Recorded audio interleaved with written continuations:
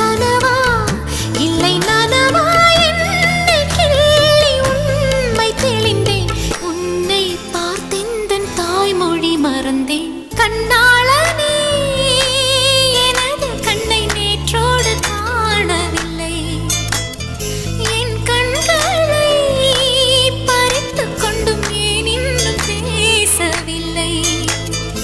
ஆளான ஒரு செய்தி அறியாமலே அலைபாயும் சிறு